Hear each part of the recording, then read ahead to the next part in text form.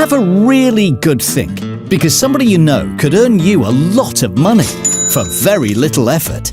Think, who do you know that wants to buy a property in Spain? A colleague, a mate, someone in your family, a friend of a friend? If you know someone, go to welcome-estates.com and click the Refer a Friend link. If they buy, you'll pocket a nice chunky thank you from one of Spain's leading estate agents. T's and C's apply. All details at welcome-estates.com.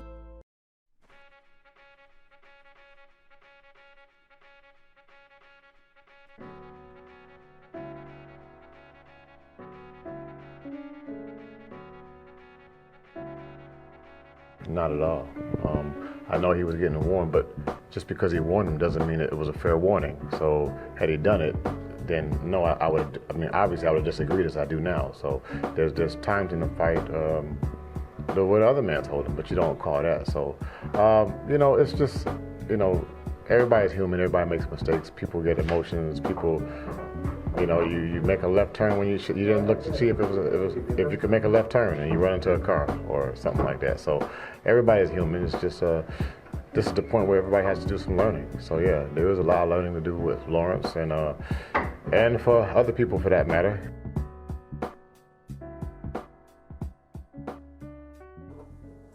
And welcome back to the number one podcast in the sport, where I think we prove that planned correctly, you can have 3 main events in one night.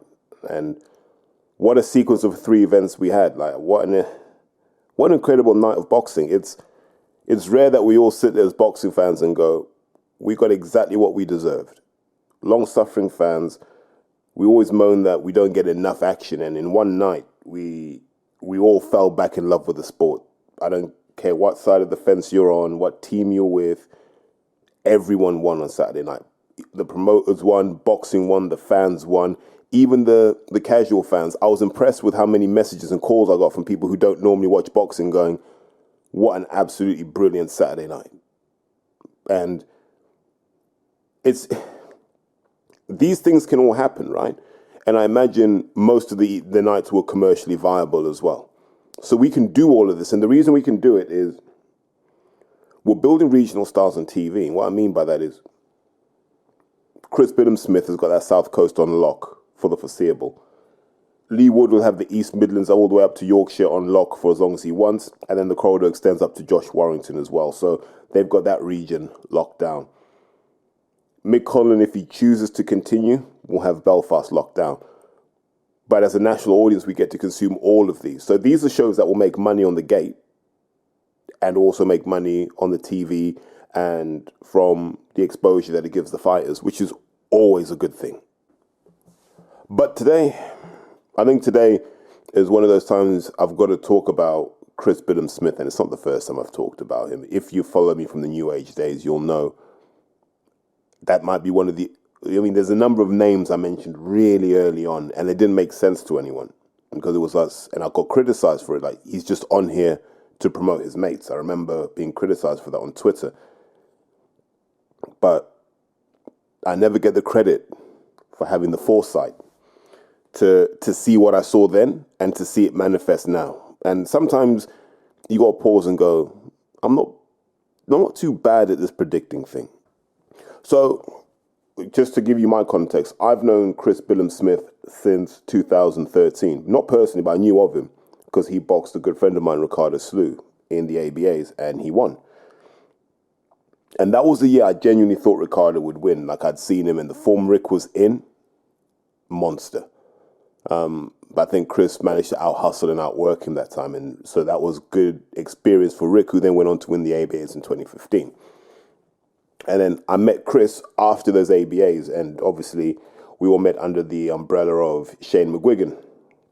So I think they'd brought Chris in to spar George Groves, and they brought John Palata in and Courtney Bennett in to spar David. And so what happened over time is, as I had access to more and more fighters, I worked more and more with the other guys in Shane's stable, and Chris started to work more with David. So got to spend hours and hours and hours with Chris, and got to know him reasonably well. Such a lovely guy. Excuse me. I felt this at the time, and I said this back when I was doing those early New Age podcasts. He's the guy you want to see succeed, right? And you can't understand him winning the world title if you don't understand how he got to turn pro. So Chris has always been there or thereabouts.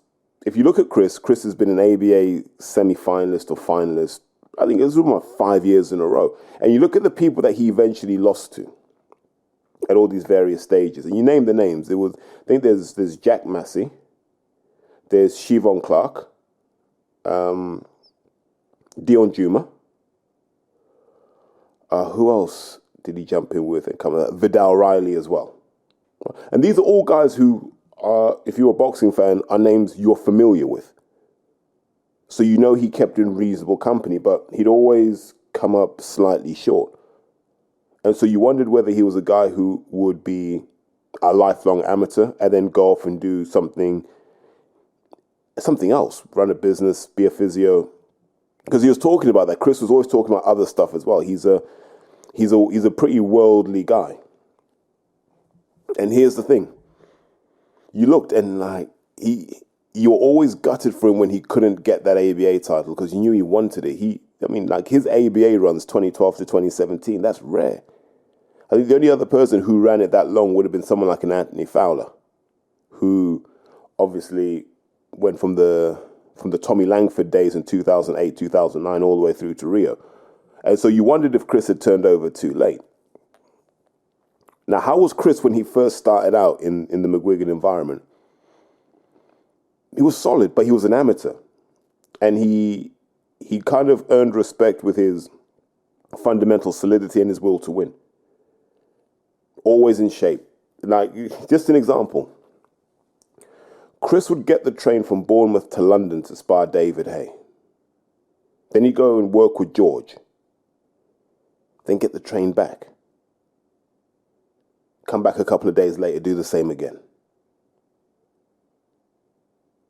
Let that sink in. Out of his own pocket. Now, I don't know if George compensated him. I don't think David would have done. I don't know if George compensated him. Maybe he did. But Chris was getting on a train regularly to come and spar. If that doesn't tell you someone's determination, I don't know what else does. So, up until 2017, this is the character of the man. This is the character of the man. And we're going to come on to his amateur trainer, Kev, in a sec, because obviously he had another fighter on the show. But Chris is that guy.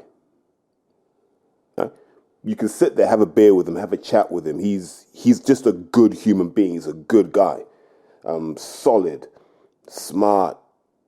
His nickname, the Gentleman, is perfectly appropriate. And what I love about Chris is he's never changed who he is. He's never changed who he is. And that's important. And what people won't understand is he's always had Bournemouth behind him. He's always had the town behind him. This guy'd have amateur shows. I think he was at Parkstone or Bendels, never really sure. But one of them, right? And the roof would go off for Chris. People would come. He could do 120, 140 tickets on his own. You don't do that if your town doesn't like you. You don't do that if you're not respected in your area. So credit where credit's due to Chris. And I think a lot of what he's done is a lesson to people. I see a lot of Dan Aziz in Chris Billam-Smith. I'm not comparing the two as boxers, but they have pretty similar journeys where Dan was always there or thereabouts. And I jokingly tell him he was 10 sessions with me away from being the greatest light heavyweight in amateur history. I partly mean that, but I always felt that if Dan had been around us, he might have done better. But, the past is the past. But they both have that thing of being counted out so often, but still showing up. And what they both have is that desire to compete. You're not going to beat Dan Aziz unless you're good on the night. You're not going to beat Chris Billam-Smith unless you're good on the night. And they will make sure of that. That's a rare quality to have now in our boxers. Our boxers expect to win their first 10 fights. They don't expect to compete in their first 10 fights. I think Chris was different. I always felt on Matchroom, Chris was tolerated. And on Sky, he seems to be backed. And there's a big difference, and boxers learn that. There's a difference between you being tolerated because you fill a spot on a card and you being backed because someone sees something special in you. So that's Chris, a guy you never expect to leave Bournemouth, a guy you expect will always make Bournemouth home, and a guy you expect to always be loved by his city. That's their first world champion. And that's in a season where Bournemouth have stayed up comfortably. So Bournemouth's buzzing at the moment. And think about it, this is years of having lived in the city of, in the shadow of Southampton and Portsmouth with their wild spending, their boom and bust cycles. And here you go. Much like Bournemouth, Chris Billam-Smith has bubbled up at the time when he was ready, and he'd been through all of this. Now, I'm going to talk about the fight in a second because this context is important. Because Chris has had to overcome disappointment after disappointment after disappointment, because he'd had to overcome that, losing to guys like Massey, losing to guys like Siobhan Clark, guys that in his head, he's like, I can beat these guys. He's built that competitive resilience, which is, I'm just going to go into the ring and do the best that I can. And I'm not going to stop doing the best that I can until the fight is over. That's an important skill.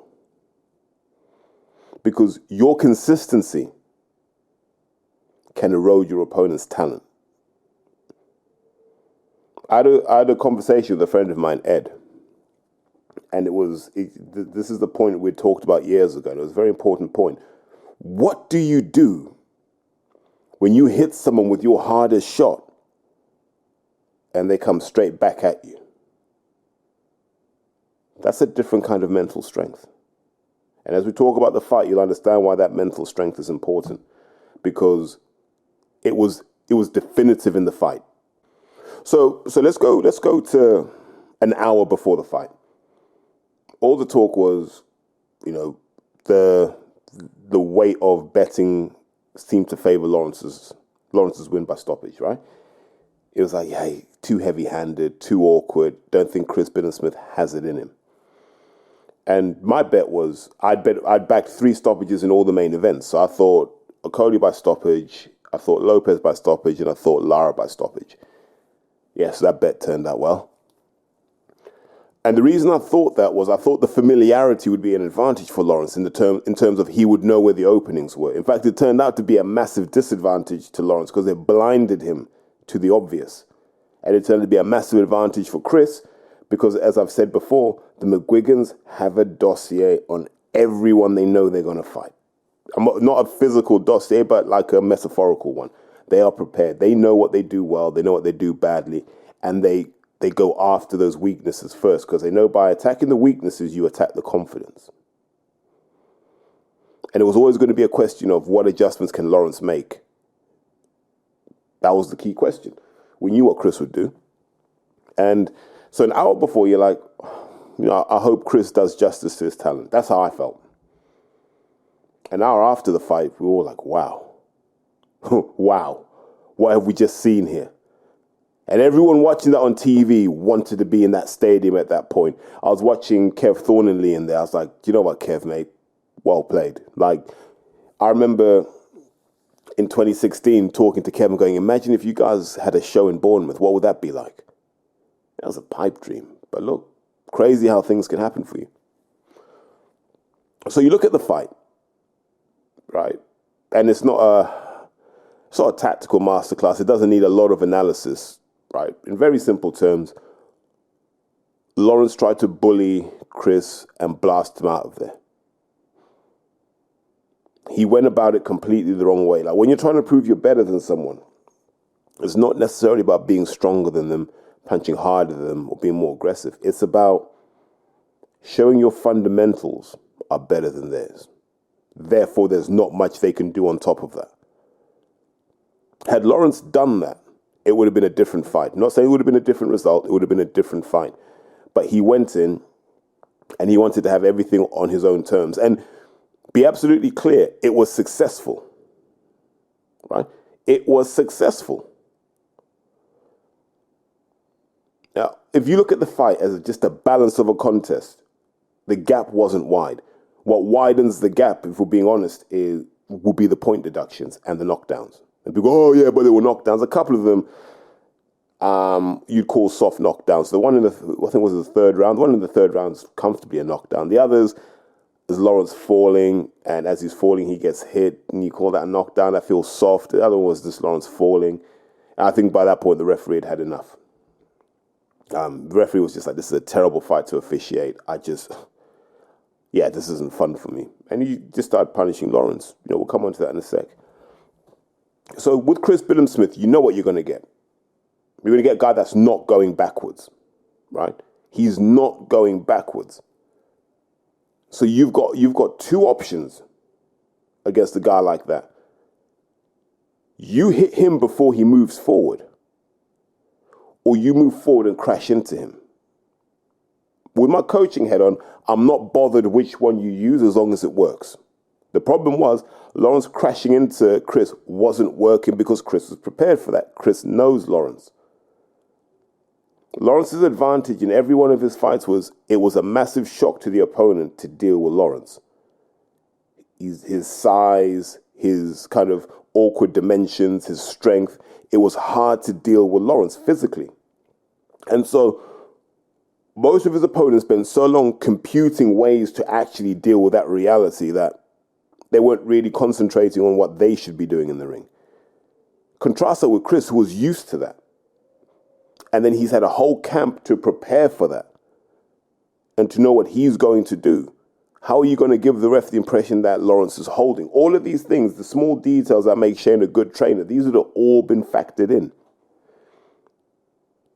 But the key thing, the thing that sort of set the tone for the downfall, because up until the third round, it was like a nip and tuck fight, and you wondered whether this would just be about who had the better engine.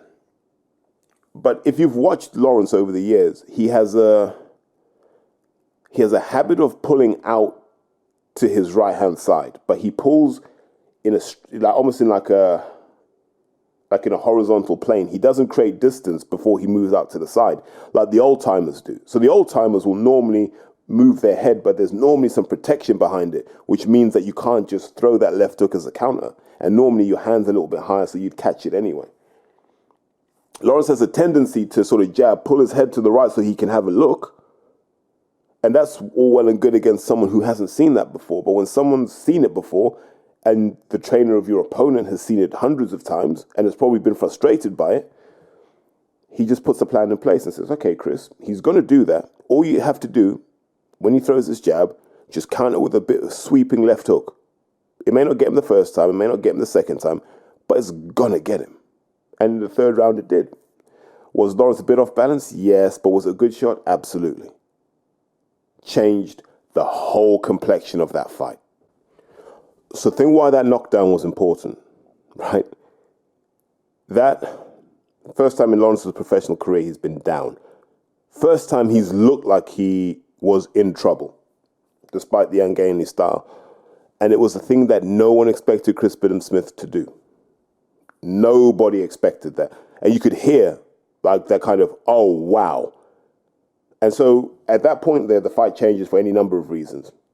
One, the crowd suddenly believed. So it went from being like a sympathetic, go on, Chris, to he's got him, right?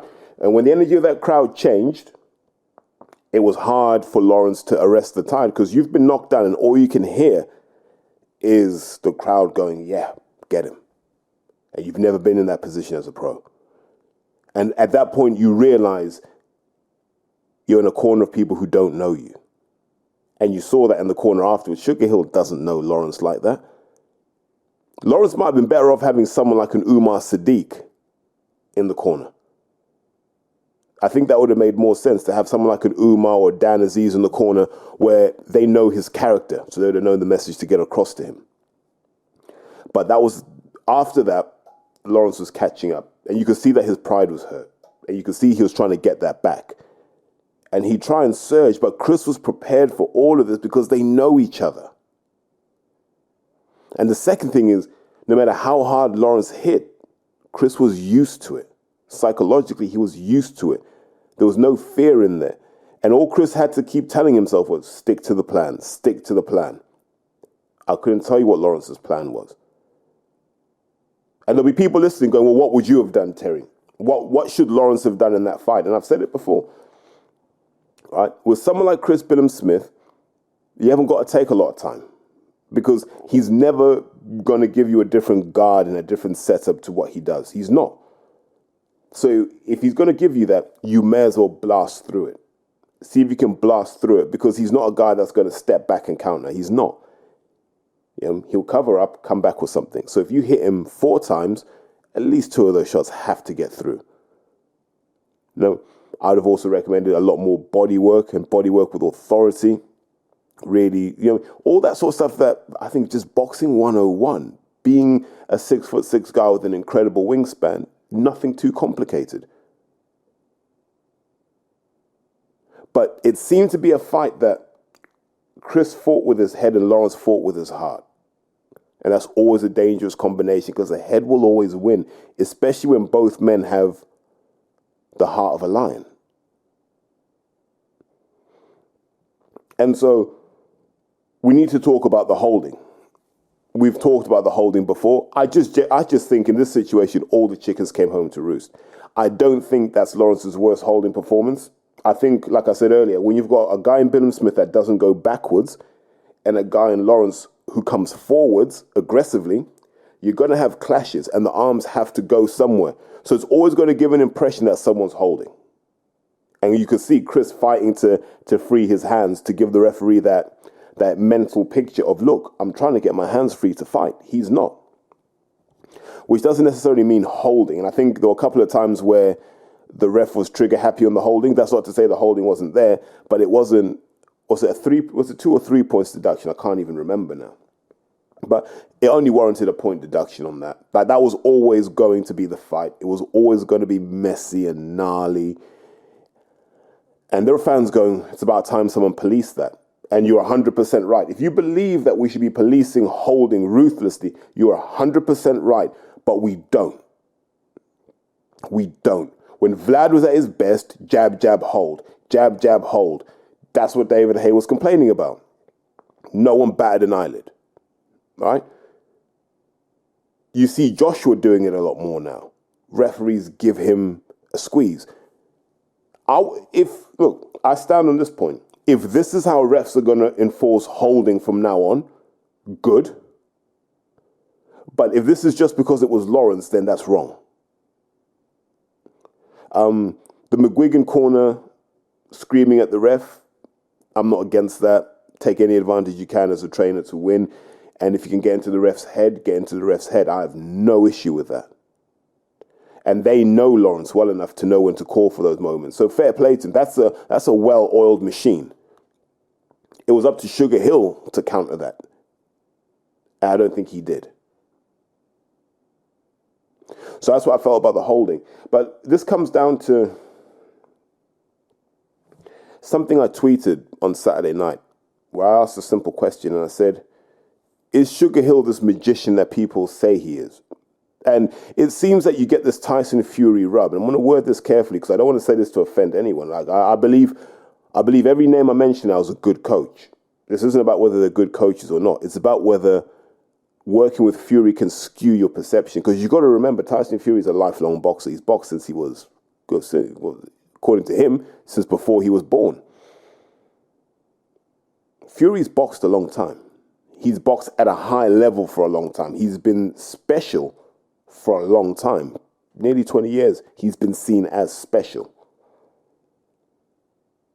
So what are you really adding to a kid who is special other than discipline, focus, and some tactics? So I look at it from that perspective and I say, working with Fury elevated Peter Fury to legendary status. And that's why people respect Peter Fury's views, because they go, look at what he did with Tyson Fury. But that's it, right? That's it. No one else is. Matt Yaskin was there. Matt Yaskin didn't turn out to be Fury. Huey hasn't turned out to be Fury. There's only one Tyson Fury. So then Fury then steps away from that situation, goes to Ben Davison. Has the fight he has with Wilder. We call Ben Davison the best coach. He gets on BT Sport. He builds a whole career of being Tyson Fury's trainer. Maybe gave Fury's most conservative and negative performance. Fury leaves him. Ben hasn't really hit those heights since. I know we'll talk about Lara versus Wood, but that's not on the same level as what Fury was doing with Wilder. Fact. And then Fury goes to Sugar Hill. At this point, Fury, being the boxing historian he is, understands he hasn't got the legs he had in 2015. So he's going to have to stand a bit more. But key to doing that is being more proactive with the punches he throws and using his length a lot more. I don't think that's like boxing. That's not boxing alchemy to say, well, Fury, you're quite a big guy. You're getting older. You're going to have to be in the middle of the ring a lot more. Best way to do that is to throw some big bombs at people. See what happens. I don't particularly think that's rocket science. I think Fury probably figured that out on his own. But based on that, Sugar Hill Stewart went from a guy that worked with Charles Martin to the guy every British boxer wants to be with. And if you look at all the non-Fury projects, they're up in the air. And once again, I am not saying Peter Fury's a bad trainer. I am not saying Sugar Hill's a bad trainer. I'm not saying Ben Davison's a bad trainer. What I'm saying is you can't look at their reputations through the Tyson Fury lens. It's dangerous to do so because nobody else walking into their gym is Tyson Fury. I think Peter's a good trainer. I think Peter's a good boxing brain. I think he's a good boxing man, full stop. I've said it numerous times about Ben Davison. I think Ben Davison is on an upward trajectory.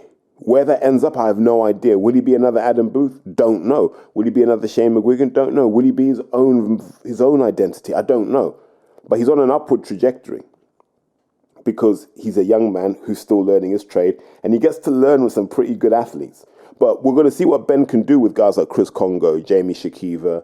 I think they've got Jesse Brandon as well, Alois Jr. We'll see now. Now he's got his projects. We're going to see how those guys operate. Much like Shane, because, you know, Shane had George, and George had been elsewhere. David had been elsewhere. You know, so we were like, we've got to judge this guy on Josh Taylor. And we did. And then we're like, well, but Josh is Josh, and Josh was in the GB system. Josh is an Olympian. You know, anyone could have done that with Josh was kind of the argument. We'll begin to realize not anyone can do it with Josh. But the one we always knew would be Shane's test would have been Billam-Smith. Because there wasn't a lot to fix, but the things he needed to fix were key. And he was able to do that. And I think, and having spoken to Shane before, Shane had no idea what Chris Billam-Smith would do, what level he'd reach. He didn't know, but Shane liked him and liked what he was about. And you've seen the results. And it's worth adding, Lawrence was probably the strongest cruiserweight champion, so Chris could have been in with anyone else, and that version of Chris Billam-Smith would have probably won. So yeah, this is what I mean. Be very, very careful the lens through which you view trainers. Try and view trainers through the lens of the guy who was least talented and least competent and see what value they added to him. That's how I look at it. And I know someone will say to me, so does that mean you rate Ben Davison because of what he did with Lee Wood? You got to remember, Lee Wood was an international as an amateur. Lee Wood's a good fighter. Lee Wood is from the same kind of period and level as like a Luke Campbell.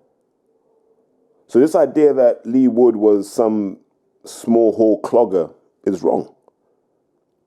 Lee Wood was pretty good. So that's not a fair comparison. Maybe he was poorly trained, mistrained, a bit like Maxie Hughes, I guess, but he was good. And you're beginning to see that now. But just anchor that point. Stop looking at trainers through the lens of their best projects. Instead, look at them through their worst projects and see what they added. And when you start to do that, a lot of these trainers' reputations start to dissolve. So we get to the end of a compelling fight, and I think one judge had it 112 after all the deductions, which meant he had Lawrence winning 8 rounds to 4. No idea how on earth you score a fight that way, but okay. The other scorecards seem to be broadly there. I think it shows that without the deductions, it was a close fight, which you'd expect between two guys who know each other. I love the fact that when Lawrence did his interview and the crowd booed, within 15 seconds he had them cheering. Because they realized that, these guys had to fight each other. They've provided for their families. And Lawrence has been magnanimous. He's accepted the better man won, and he's now got his head on the rematch. When boxing does that, boxing's incredible, isn't it? Nice and simple, no controversy needed, handshake, real elegant behavior, and everything Lawrence said subsequent to that has held true. I like his brutal honesty, I shouldn't say that. I just like his ability to be aware that Sugar Hill was telling him to do stuff he didn't do. And that happens, you know. This is why I tell people, stop changing trainers. It will take you a year and a half to learn another trainer. That's a year and a half of your career. What's the point? I genuinely think you're better off sticking to the same trainer your whole career, no matter how mediocre you think they are, than switching trainers. It's too much of a lottery, it's too much to ask, and you're essentially mortgaging the best years of your career. When David Haye left Adam Booth, what changed? Not much. When David Haye left Shane, what changed? Not much. I mean, same with George, not much. You can't create a new fight, so you can kind of eliminate some bad habits, but the fighter is the fighter beyond a certain point. And people need to accept that. And so this all takes us to the rematch that's probably going to happen. I think you've got to do it again in Bournemouth, right? But how soon do you have the rematch? If I'm Lawrence, I want more time. I'm looking tail end of the year at the earliest. I think both men need to heal physically and emotionally from that. I think like when you fight someone that you've been in close proximity to for a while and you like, and you get along with, it's quite hard emotionally because you got to rebuild those bonds because stuff was said. I'm not saying it was disrespectful, but you've had to say stuff in the build up to the fight that ideally you'd rather not have said. And so there's a rebuilding process there because I'd like to feel those two will still be okay with each other because they're both two really good human beings. But when the rematch happens, if you ask me, I expect Lawrence will be a bit more respectful of who and what Chris is. I'd ideally have loved Chris to have gone after Jack Massey after this, but the rematch clause is there. Cool. You know, let's keep this belt circulating though. And one of the things I want to add in closing to this, we need to look back on that Isaac Chamberlain, Chris Billam-Smith fight now and really give Isaac credit. Because Isaac wasn't match fit for that fight at all. He hadn't built up any momentum or any form where you could look at him and go, yeah, he could do a solid 12 rounds at the pace he needs to. He wasn't there yet. And he still was able to dog it out with Chris. And we didn't think Chris was that good back then. We didn't understand the journey. We didn't understand what Chris was capable of. And Isaac showed, I think of all the people Chris has fought, Isaac might be the only person who will match him for will and desire and that thing that says, I'm still going to be here. And so I find that really interesting that you can now compare those dynamics. And what it's done is it's brought Lawrence into the pack a bit more, where before we thought Lawrence was miles ahead of everyone. It's brought him into the pack. And there's a guy sat at home, Richard Riakporhe, going, I think I beat all of these. But this is his time to strike. This is the time for Richard to now start saying, give me the winner. But this is really kind of, it's made the Cruiserweight division interesting. Now, the last 12 months, and yes, we give Ben Shalom and Sky a kicking for being a bit haphazard in how they seem to be promoting. And it is haphazard because we still don't know what the story is. But now think about it. In the last 12 months, we've had Chamberlain versus Billam-Smith. We've had Billam-Smith versus Okoli. We've had Jack Massey come into the fold. They're trying to push Vidal Riley up as quick as they can. And we're now getting to the point where it's bubbling. Sky have got Jordan Thompson and Siobhan Clark. It's bubbling nicely now. This is a division to watch. If they were smart, they would just keep making fights in this division because we like it. These names are familiar to us now. We know the fights are good. Just make more of these fights. That's how Sky can stay ahead of everyone else, just making fights like this. Shooting fish in a barrel. If they drop the ball on the Cruiserweight division, Jesus, what's the world coming to? Although I would add one thing. If you're the money men at Sky, you're looking at Boxer and you're saying, was it our money or your money that went into signing a Coley? Because why did we need a Coley if the guy we already had here won the world title? Why did we need him?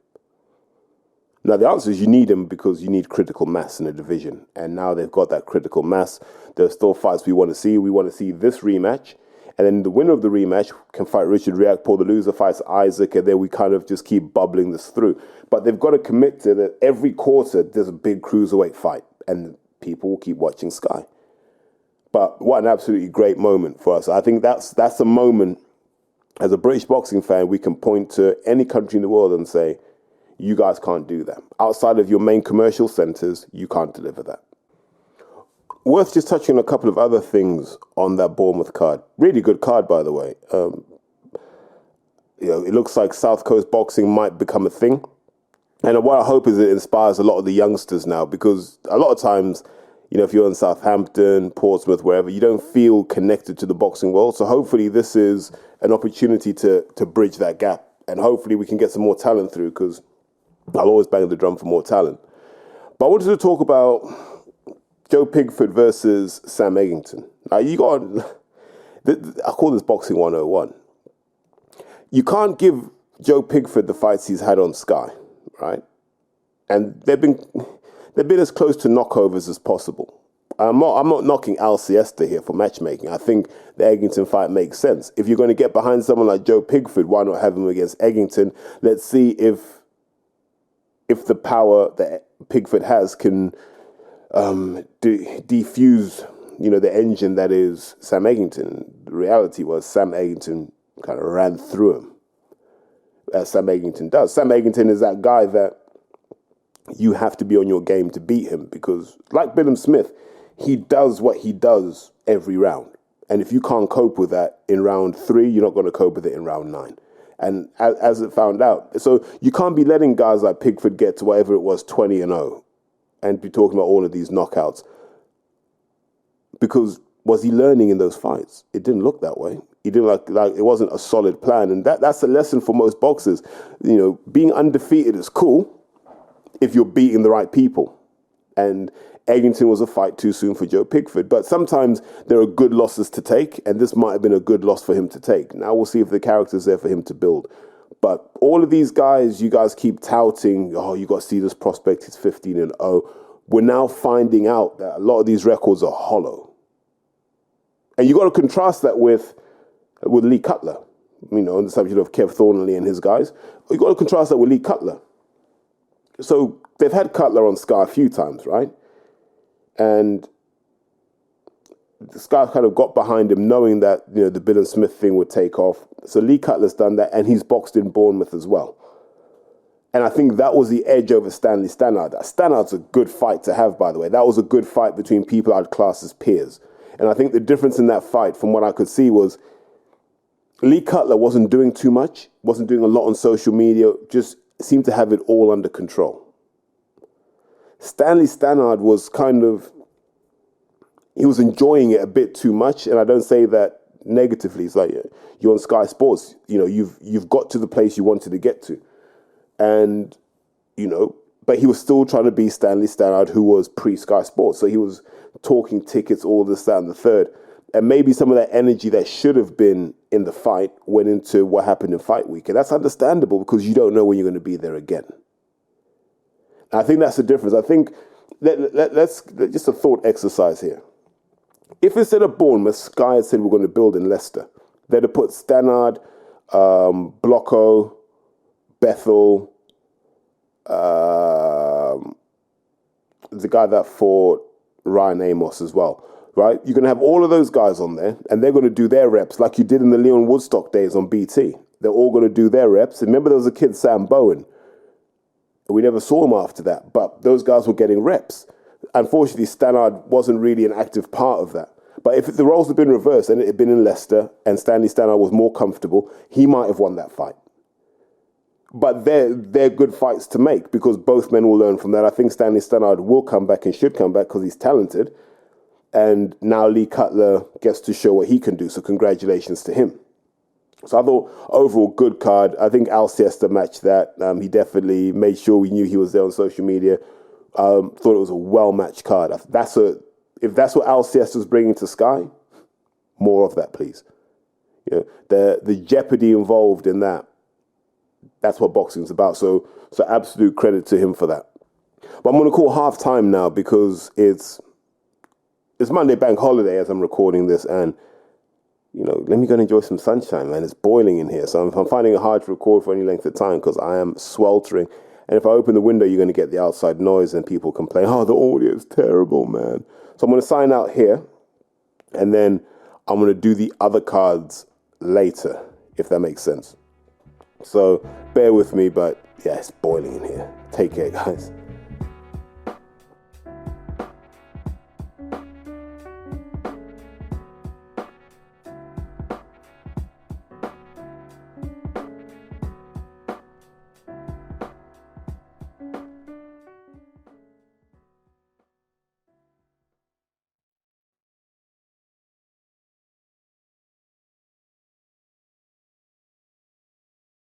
Porky's Corner is proud to be sponsored by Spartan Site Solutions. They are specialists in civil engineering and demolition contracts for the construction industry. Interested parties should visit their website or contact Porky's Corner for a referral at porkycorner@mail.com.